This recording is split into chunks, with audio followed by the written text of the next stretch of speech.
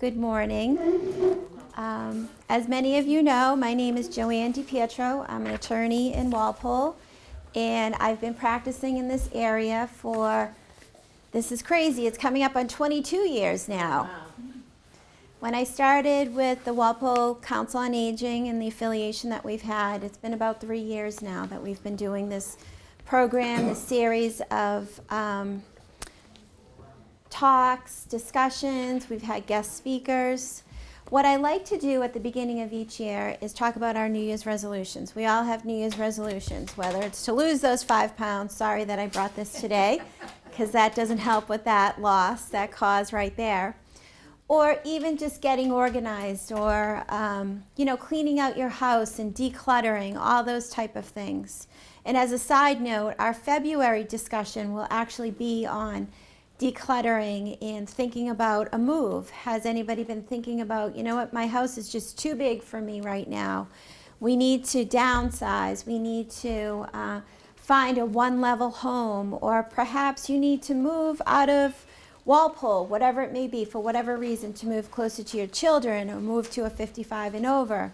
So we're going to have a discussion in February on how to do that, how to implement that plan, what you need to discuss, what you need to talk about with your family, with your spouse, with your loved ones, what you need to do to get organized. And I'm also going to be bringing in a real estate agent that is senior certified. What does that mean? She has all the resources that can help you get in order to look at different varieties of housing and where to live and what may suit you best. So the theme of today and also of February is, as we were just discussing, you never know when something's going to happen. And you want to be prepared. You want to be prepared in the event of incapacity. You can't communicate what you want, what you desire for health care, what you desire for, your finances to be taken care of for. And you also wouldn't be able to communicate where it is that you want to live. On the flip side of that, obviously, if you pass, you need to make sure that all the documents that you've created within your estate plan are going to communicate your goals and your wishes to your loved ones or to your friends or whichever charity you may have wanted a certain disposition to go to. So today we're just talking about a little bit of a checklist of a New Year's resolution to clean up the estate plan. Maybe you have that estate planning questionnaire on the side of your counter in your kitchen. Might be a good time to take it out. And actually, this is a really good time because everybody's going to start working on their taxes. Their 1040 tax return, their individual tax return, is due April 15th. Everybody knows that date, right? But by the end of this month, anyone that is holding money for you, whether it's an investment account or if it's through a mortgage or whatever it might be, you're going to be getting all of those tax statements. So it says tax statement or tax document for 2019. You'll be getting those by the end of January. And as you gather them together, it will help you to see what your estate is, what it's comprised of, and what, if you are working with me or another attorney on your estate plan, everyone has a questionnaire. All of those documents that are coming in before the end of January will be referenced on that estate planning questionnaire. So it's a really good time to kind of gather everything together and see what's going on. This article that I gave you is, it's a really good article. I like it a lot. It's not complicated. It doesn't have legalese all over it. It's really straightforward. I've read this gentleman's articles before. This came from Forbes magazine, published January 1st, and it tells you about estate planning New Year's resolutions resolved to plan better. Plan better really just means to get organized and make sure, again, that all of your wishes are down in black and white, that they're in writing. So you can feel free to review this. We don't need to review this together, but if you have any questions, you know how to find me. But the one thing that, we need to also make a reference to is, while you have capacity, we want everything to be in your hands and for you to have control over everything. Okay, that's very important. If you don't care, and some people don't care, they say, you know what, my kids can figure it out, my spouse can figure it out, whatever it may be. But if you have a specific idea as to how you want your estate plan to plan out, as opposed to statutory law, you do need to get a handle on it, and you need to make sure that these documents are completed. If you don't do it, or if you don't formally do it, if you know, people ask me, can I just go to Staples and get a will? I say, of course you can. You can go buy it if you want. But it's not going to be catered to, one, the laws of Massachusetts, and it's not going to be catered to your particular assets, whatever it might be that's going on in your life. So it's very important for you to have your documents done so that we haven't created any ambiguity. You know, we don't want to lead to more time and expense in the settlement process. I explain to people that if you don't have a durable power of attorney, that's where somebody slips into your shoes and they act on your behalf when you're incapacitated. If you don't have that document, which roughly costs, let's say it costs $200, if you don't have that document and I have to speak on your behalf because you're now incapacitated, we would have to go to the Norfolk Division of the Probate Court and file for a guardianship. That's a whole, it's essentially litigation, because everybody that knows you has to give notice, we have to give notice to. The doctor has to state that you've lost your capacity. So that could cost upwards of $2,000, just say $2,000. So if you don't have that one document that is executed properly during your lifetime, everything's going to cost money later on. You know, everyone says to me, I really don't have much. I just need a simple estate plan. Well, if you've sat down with me and we've had a conversation, you can see that there's very different variables that exist that could actually make your estate plan complicated. And that's my job. That's my job, to denote and get you thinking and get you to understand the way that, you know, some things can go. You know, there's no substitute for an experienced estate planning attorney. And again, I tell everybody, you have your attorney, that's great. But it's very important that you feel comfortable with them and you feel comfortable with the process. That's what we're there for. So certain things you can do for yourself that'll go a long way. So in addition to creating the documents, the New Year's resolutions that we're going to have, the biggest one is get organized. One of the first tasks that happen after someone's death is to evaluate what assets are in existence. Your personal representative, formerly called your executor or your executrix, personal representative marshals all the assets, okay? And if you've appointed someone within your will as your fiduciary, a fiduciary is when somebody speaks for someone else, and that fiduciary has absolutely no idea what your assets are. They don't know that you have a certificate of deposit at Walpole Cooperative Bank. They don't know that you are the beneficiary of a life insurance policy or an annuity.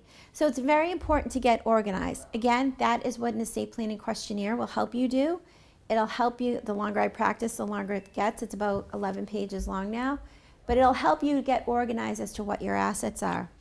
And again, all of this work that you do while you're capacitated and still alive is so beneficial later on. And I've seen it after, again, practicing 22 years. I've written people's wills and they've passed, and I'm dealing with the families. And the better organized that testator or testatrix has been, it's so much easier for the family. And what we have to remember too, we're also talking about a period of, you know, something bad has happened, whether someone's in a car accident or, you know, there's been a death, and there's a lot of emotions that happen during this particular time. So again, getting organized and having everything down in writing is very important. You know, it's fine whatever method you use, as long as you use it. Whether it's you have a file cabinet in the basement, you have a file cabinet in your bedroom, or you use the safe deposit box. Just make sure that your fiduciary knows where all of those documents are located. That's important.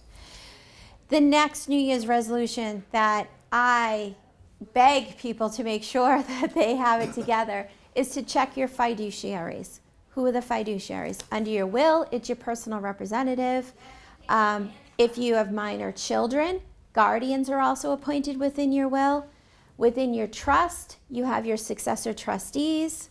Within your durable power of attorney, it's your attorney in fact. Within your healthcare proxy, it's your healthcare agent. And all of those have successors. Now, if you wrote your estate plan had your estate plan written 15 years ago, and your husband is now deceased, and the second person in line to be personal representative has actually, lost their capacity and they have dementia, that means that you don't have a fiduciary available or have the ability to perform that duty for you. So it's very important to go through your documents and look at those fiduciary appointments and make sure they're up to date. Or maybe you picked a friend at the time, your best girlfriend who was your neighbor for 35 years, but now they've moved to California. Maybe they're not the most appropriate person to have as a fiduciary. So you want to make sure that you're looking at that. The other thing that you really need to look at too is your beneficiary designations. So when we talk about probate is an asset. A probate asset is an asset that has to pass through probate court because, long story short, it's a decedent's asset that had nowhere to go upon the decedent's death. For instance, I own my house, husband and wife, tenants by the entirety, we're joint survivorship. I die, my undivided 50% interest directly goes to him. That is a non-probate asset. It has somewhere to go upon my date of death. But guess what? If he then owns it individually, upon his date of death, it becomes a probate asset, okay? So when you're checking beneficiary designations, we're talking about life insurance policies, investment accounts, financial accounts, certificates of deposit, anywhere where you're the owner and upon your date of death, someone else is going to get it. Same type of discussion. Is that person still going to get it? Let's say you were giving it to a niece who now is receiving SSI, which is Social Security, because she has a disability. Well, if you leave her money, that could possibly stop her payments that are coming from the state. So this is, again, an exercise to make sure that what you did 10, 15 years ago is still valid. You want to make sure that everything still works mechanically the way that you wanted it to work. Under your beneficiary designation for your life insurance policy, if it had both of your children and one of your child predeceased you, do you want their share to go to their children, or do you want it to go to the surviving other child? So that's the exercise that we're talking about, that you want to make sure that you're checking all your beneficiary designations. And with that said, if it is going to your child that predeceased you, if it's going to their children, is that child under the age of 18? If there's a benefit that's going to be paid in the amount of $500,000, do you want a $500,000 benefit to be paid to a child that's 18 or under? Definitely not, right? We don't want to hand that type of money to a child. So does it need to be processed through some sort of revocable trust? Okay? I'm trying to be very basic as I can, but if you have questions, you have to let me know, okay? So that's checking your beneficiary designations. Yes? One thing I wanted to touch upon was when you said, could you make, say I have 3 daughters, Mhm. so if I wanted the 3 of them to inherit whatever. Yes. that- Can you put the 3 of them on it? Yeah. Yes, Oh, I you see. can. I see, Yep. Yeah. You can. Absolutely. And you should, yeah. if that's the way that you want it to go. When we talk about minor children, if it's a life insurance policy, some people will have the trust as the beneficiary of the life insurance proceeds. And then what happens is you look at what's going on at that particular instance, so you can see if one of your daughters had predeceased you and that share is to go to your grandchildren. Are your grandchildren of age to receive that money that you've set up through your trust? And as a side note, the good part of having a trust is that there's creditor protection. So let's say the money is held until they're maybe at the age of 25, but they unfortunately get into a car accident and they're found negligent, the creditor can't go after that money. Okay, so there's many, again, people think their estate is very simple and clean, but those are the things that my job is to make sure that you think about things like that. Okay? So personal property. A lot of people say, oh, my kids will just figure out who wants what. You have 3 daughters. You have some pretty jewelry on. Yeah. No. Do you think two of them would want that pretty ring that you have Well, on? that- You know, it's funny you should say that, because we're having a family meeting this month. Good. My daughter from New York's coming in. Yep. I'm going to tell them, but And that's fabulous. Communication is key, because while you're alive and while you're competent, you're going to tell your three daughters right in front of the other two, you know, one in front of the other two, exactly what it is that you want, what your intentions are. And that's very important. And then it's important that it gets put in writing. So your jewelry, you can do specific bequests to specific people. Okay, let's say your engagement ring goes to one daughter, but your wedding band goes to another daughter, and you've decided, or maybe they've decided with you, as to how this will flow. And then again, remember, upon your passing, they're going to be very sad, and during times like that, we're all human. All those human emotions pop up, resentment, you know, whatever it may be. She was treated better than I was. So it's best that if you have everything in black and white. That's great. I love that you're having a family meeting. yeah. And that's important too, because questions will come up. So when you do sit down with your estate planning attorney, then you can talk to the estate planning attorney about those questions that your daughters may have. That's good. Any other questions on tangible personal items? You can leave a memorandum of intention with it all listed out. Some people like to put stickies on the bottom, you know, stickies on the bottom of the Hummels or the Yadros or whatever they may collect. Yep. Or the other option is to give it away while you're alive. You know what? I'm not using this Howard Miller clock anymore that's been up on the mantle for 30 years and belonged to your grandfather. But you have a granddaughter that's a professional and has a professional office. Put this on your bookshelf in your office. And then they can appreciate it while you're alive. I think that's a real special gift. Super special. Leaving instructions. So what instructions are we talking about here? So you've drafted your estate plan. It's important for you to leave instructions for your burial.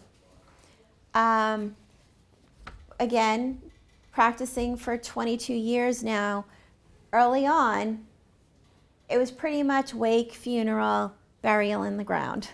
Now what I'm seeing is very creative burials, whether it be cremation, and then spread in different places or buried in certain places. If you have something that you don't think either your spouse or your loved ones, your children, may understand what it is that you want, then you should put it in writing, okay? If there's any specific burial instructions. If there's any instructions too about you want a closed casket, you're like, you know what, I don't want people looking at me. Whatever it might be. People have different degrees of changing tradition, I'm going to say. You know, there's a lot of traditions out there, and some people are just kind of doing their own thing now. If you have anything that's specific, or that you want a specific song at your funeral, maybe it's at the funeral home, or maybe it's in a church, or maybe it's a memorial service, and you definitely want the Ave Maria played, write it down. Because again, you need to be heard. You want to be heard when you're not able to be heard. So that's very important. So we talked about legacy, name your legacy contacts.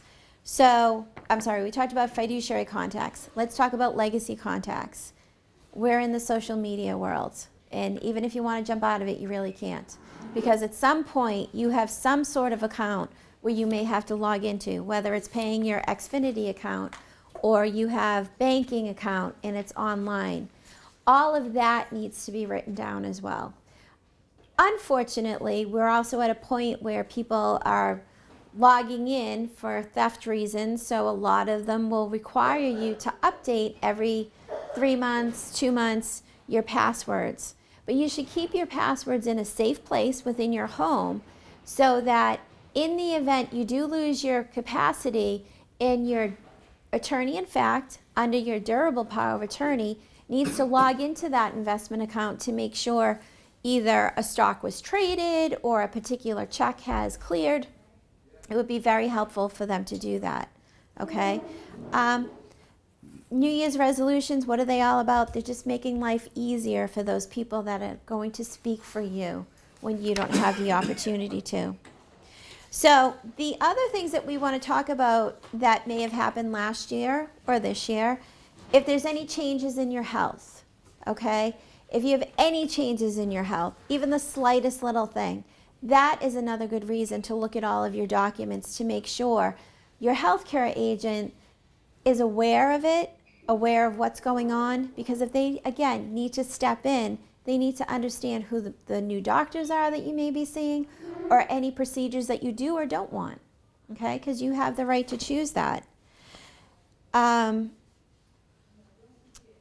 then, again, I can't reiterate enough is your fiduciary appointments. Make sure that your fiduciary appointments are up to date. Make sure you understand what each of those fiduciary appointments are taking care of for you, whether it's your personal representative or the trustee, your attorney in fact, or your healthcare agent. Okay? Any questions? No? So read through this article, and you know how to find me. My number's up there if you have any questions. And then I'm usually here once a month as well. All right? Thank you so much for today. Thank you.